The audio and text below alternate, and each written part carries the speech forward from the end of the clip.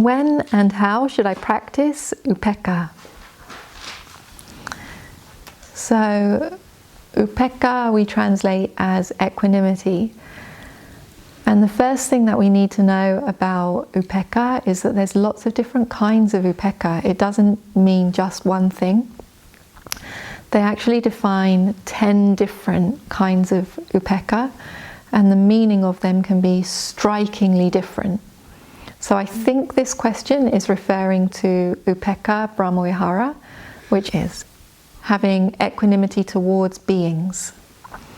But upekkha equanimity, for example, could also be something like the equanimity that arises in sankhara upekkha jnana, this very, very high stage of vipassana, and it's really a completely different thing at that time. This is just for context, no? But if you want to know about all of the different kinds of upekkha, it's a different question. I'm not going to answer it now. But how and when to practice equanimity towards beings, upekkha towards all beings? As often as possible. Practice it as often as possible. It's a very, very beautiful quality of mind to be in. It's a lovely way to be in relation to each other. But what we need to understand about equanimity towards beings is that it is based upon our metta, karuna, mudita. So our loving kindness, our compassion, our rejoicing.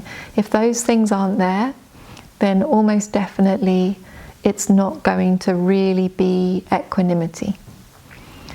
So equanimity, it has as its near enemy indifference. So our true equanimity is our capacity to be fully open, fully embrace all beings in their suffering and in their brightness and in their successes equally. And our indifference is sort of not caring equally, being somewhat closed, not really taking into our hearts the reality of those beings. So if we haven't first practiced loving kindness towards all of those beings, then our equanimity realistically isn't going to be there. It's going to be superficial, and rather than people feeling embraced, they're going to feel dismissed, and that's not what we're going for. So if we want to establish a good quality equanimity towards other beings, first of all, we need to practice loving kindness. We then need to practice compassion, which trains us to be in beautiful relation to the suffering of other beings. We then need to practice mudita, which we're doing a lot, which trains us to be in good relation to the success and the wellness and the happiness of other beings. And then we need to practice these on rotation. Most people lean towards either finding it easier to be in compassion with beings or finding it easier to be in mudita with beings. And that's a lot to do with how we relate to our own pain or our own success. Some of us feel quite a lot of comfort being in our own painful states. It's familiar to us. And so we find it relatively easy to be in compassion with others. Other people find it relatively easy to be with their own success, their own happiness, their own wellness. They find it relatively easy to rejoice for others, but a little bit more difficult to open themselves to the mass of suffering that there is happening in other beings as well. So we need to practice loving kindness, compassion, mudita, kind of on rotation until these start to even out in us. When they start to even out, we then need to practice towards a range of different beings. Because, well, I hope I'm not alone in this. It's usually the case that we find some beings easier to practice loving kindness for than other beings. Have any of you experienced that? Yeah. And some beings are easier to rejoice for than other beings. Some beings are easier to have compassion for than other beings. So then we practice on rotate through a range of beings, easy beings and difficult beings. And we call this practice breaking down the boundaries. So where we would tend to have our loving kindness extend this far maybe, but maybe not too far over there. Or we would have our mudita extend this far really, but not too far. or our compassion extend quite, well, just maybe not over there. An example would be maybe if we can rejoice for politicians that we don't agree with or something like that. It's difficult, right?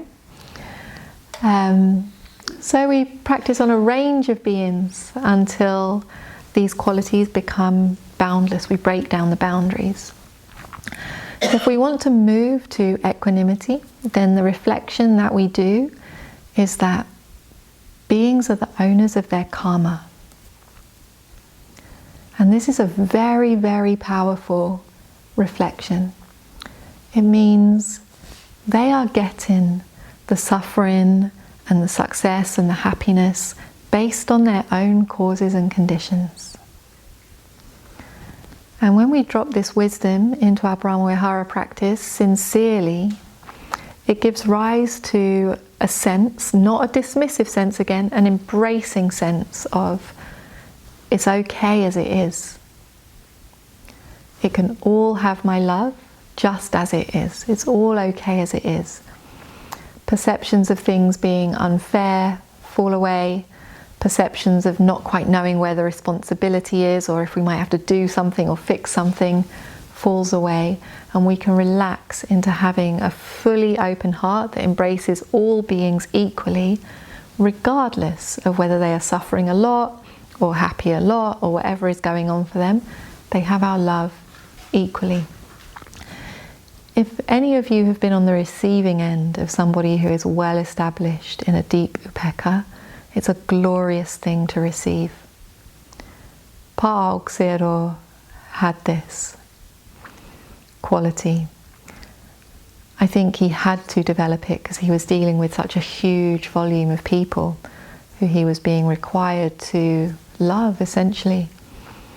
And from time to time, we would feel Pa Auk Sayadaw shift out of his equanimity and fall into a loving kindness. It's still beautiful to receive that loving kindness, but yet we could perceive, oh, it's not quite such a beautiful quality of attention to receive as this very, very beautiful equanimity. There's more wisdom in the equanimity.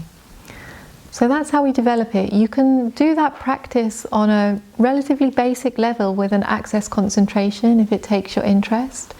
And it's also possible to really, really purify this in a jhana practice, which some of you have done. And it's a beautiful, beautiful thing to do. I'd be happy to teach you all. Is it written down anywhere? Yes, so we get the outline of it in the suttas. Many, many times in the suttas, the Buddha is outlining the Brahma-viharas, and step-by-step practical instruction you can find in the Visuddhimagga.